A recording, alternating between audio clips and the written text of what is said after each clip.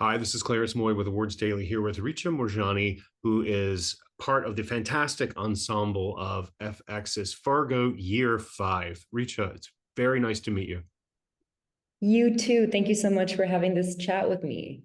No worries at all. So I have to ask, this is, obviously it's a fantastic series. It's a fantastic script working with Noah Hawley. All of that must have been attractive to you joining. What was the most specific thing that said this, Indira Olmstead is a character that I really want to play? Oh, that's a great question.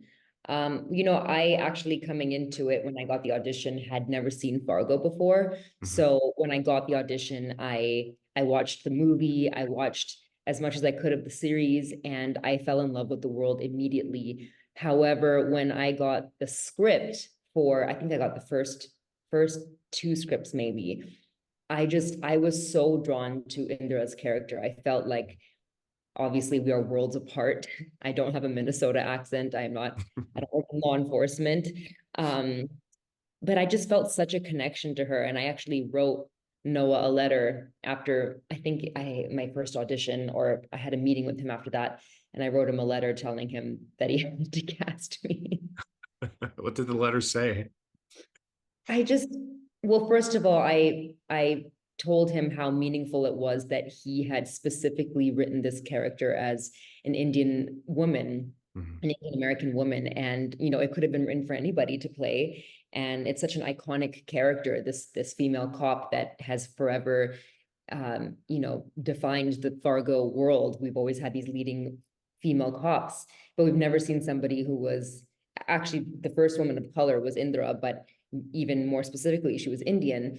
Um, and I just told him how meaningful that was, first of all. Mhm. And then I told him how I felt so connected to the character and just how the writing was so powerful. And it was some of the best writing I'd ever come across in my career. Um, yeah, I've got to pull up that old letter now. It's been a couple years. Should get it framed. That's beautiful. Yeah. So, as you mentioned, you didn't have any connection to law enforcement, and obviously Yeah. Indira is a deputy. What kind of, I asked this of Joe Keery, and I got a really funny answer because he went zero. What kind of training did you undergo to play Indira as far as, police procedural training? Oh, that's a great question. Well, I wouldn't really call it training, but I did get the opportunity to shadow a cop when I got to Calgary, which is where we shot. I asked if I could specifically shadow a female cop.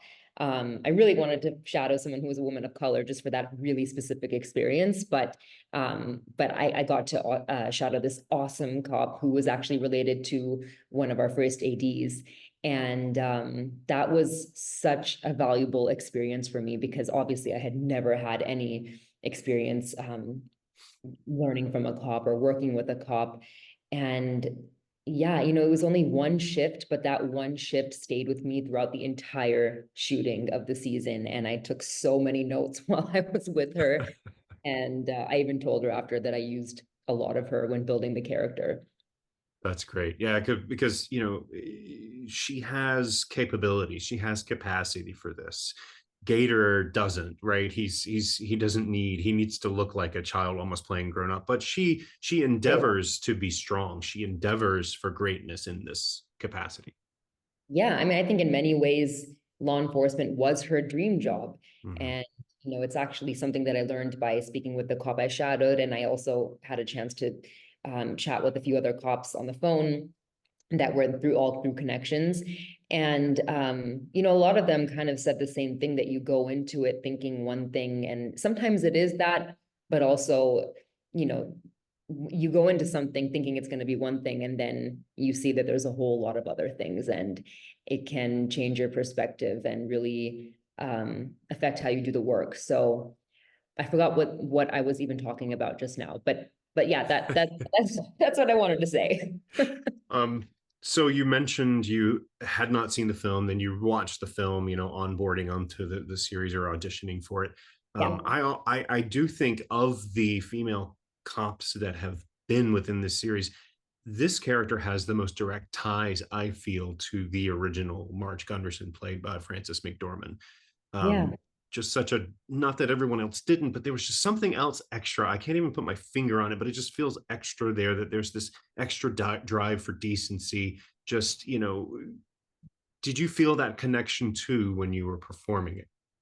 I absolutely did. And I actually, that was a question I had for Noah before we started shooting was, how is Indira going? Because I hadn't read all the scripts yet. I'd only had the first few. And I really wanted to understand how my character would be different from Marge Gunderson, as well as the other female cops that we've seen in this world of Fargo. And I really loved what he said, and what made a lot of sense to me was that, because she is the first woman of color to be in this character, she has a different perspective, and there are definitely similarities. I have the Minnesota accent, and these characters are all just pretty much decent people trying to do good in a very chaotic world. But it's my background and my upbringing as my character, that give me a unique perspective, and I think she's a little bit less naive in some ways, um, and she's a little bit disillusioned with her work. I feel like actually Indira is kind of, when we meet her in the beginning of season 5, she's kind of where Marge Gunderson's at the end of the movie, which is actually, and we have that scene in the very first scene when you meet Indira, and she does the whole "It's a Beautiful Day" speech, and which is how we ended the movie. That's true. So, and then that leads Indra to make a choice that Marge did not make, or would probably not have made in the setting of the original Fargo, which is to quit her job and to go work for Lorraine Lyon, right? Yeah, yeah, I What think there's, was, go ahead, sorry. I was just gonna say, what was behind that? What do you think is behind that character moment for her? I think that was something that was obviously a very difficult decision for her.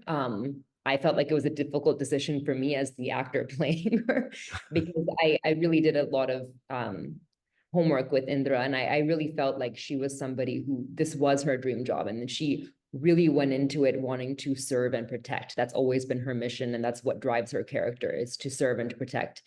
But her life is falling apart. She can't even protect herself. She can't even help herself. So how is she going to help other people? And I think that, when she meets Lorraine, as much as Lorraine represents a lot of things that Indra is in direct opposition to, I think she also sees a lot of herself in her, and vice versa. And she even has that conversation with her. And I think that Lorraine represents a way out for Indra. So maybe it's not something that she will do for the rest of her life working for her, but it's definitely, she offers her a hand out of a situation where she feels like she's drowning. Right. And so much of the show, as I was thinking about that choice that she makes, so much of the show is about debt. I mean, yes, Lorraine is the queen of debt, but there's also, emotional debt, there's historic debt, there's legacy of debt. I mean, it has a huge, heavy debt theme. Indira is obviously in debt Yeah. financially. She changes that job to help get out of that debt, right? But do you think she's trading debt? Is she trading that financial debt for a, almost like an allegiance debt with Lorraine? Yes, absolutely. And that was something that I spoke with Noel about a lot of things because I have a lot of questions. But I asked him, what is she giving up by going to work for Lorraine? And he said that that's the question, that is the theme of the series, and or this installment, I should say. And it's, it is an opportunity for freedom for Indira, but at what cost? So I still don't really have an answer for that, but that's kind of what I was thinking about. And as the character, I think she went into it knowing that, okay, this is my opportunity to help myself, but at what cost? Right. So Indira also has a fantastic, well, fantastic for viewers, maybe not fantastic for the character, relationship to Lars, who is played by Lucas Gage. Talk to me Yeah. about working with him in those scenes that are painful, but also darkly funny, which is kind of how Yeah. Fargo goes. Yeah, and that's what makes it so great. Lucas is the complete opposite of Lars. He's a total feminist. He's the most supportive acting partner ever, but he plays the worst husband ever. Um, Yeah, those scenes were like you said, they were hard, but also I think they added so much to this installment because while we're looking at debt, right? That's financial debt, emotional debt, what a wife owes her husband or what a husband owes his wife. And that's something that we see with both my character and Dot's character, but in different Mhm. ways. Dot, Indra, and Lorraine, all of them are obviously very different, but they all kind of are navigating similar situations with different men in their lives, and these men who are burdens on their lives. Um, so yeah, and also one thing I wanted to mention was that scene where he tells Indra, I want a wife. I'm not sure Mhm. if you know, but it was based on an essay from this feminist author in, I think, the 70s. I'm forgetting the name of the essay, but it's really brilliant. And it was written by this woman who lays out all the things that she would like to have in a wife, that all the things that are expected of women Mhm. at that time, which is, really insane because nothing has really changed when you read that essay. Wow, that's powerful. Mm. When you go back and leaving the series, I'm curious. I always like to ask actors what they take away from this experience that they will perhaps use on their next role. Oh, that's a great question. I don't know that there's one specific thing, but genuinely, I mean, when people say this, but it's absolutely true. It was an acting masterclass for me because I was Mhm. working with the most incredible, talented, seasoned actors, people who I've looked up to for so long in my own career. And I learned so much from working with each and every one of my co-stars, but even beyond the actors, I mean, getting to work with the crew and getting to work with Noah, I really felt like it was the best acting university. And I'm just really grateful that I had the experience. So, last question for you: what was the most challenging scene for you? Oh, that's a good question. Um, hmm. There's one scene that actually didn't make it in. It got Oh. that was a super challenging scene, and um, it was something that I was also really excited about because there's a lot of Easter eggs in Fargo, right? Mhm. Things that might be related to other seasons or to the movie, and this scene was actually, I don't know if you remember in the movie when William Macy has that nervous breakdown with I think it's a like a shovel, and he Yes. starts his car with it. Oh, it's the So ice scraper. It's the yeah, ice yeah, scraper. Yep. Mhm. exactly. Um, there was kind of a similar scene with Indra where she's walking to her car, and it's shot the same way from the aerial view that you see him walking through the parking lot. I actually think that shot is still in there, so you can go back and see that. But the rest of the scene got cut, and it's after she gets a call from the debt collectors who are hounding her, and Mhm. then she has a total freak out scene where she's screaming and banging everything in her car. And it was really difficult because we did it so many times and I lost my voice, and also I had to go to a really dark place. But yeah, I'm sad I didn't make it, and I thought it was great. That would have been a great callback to the original Yeah. film. I like that.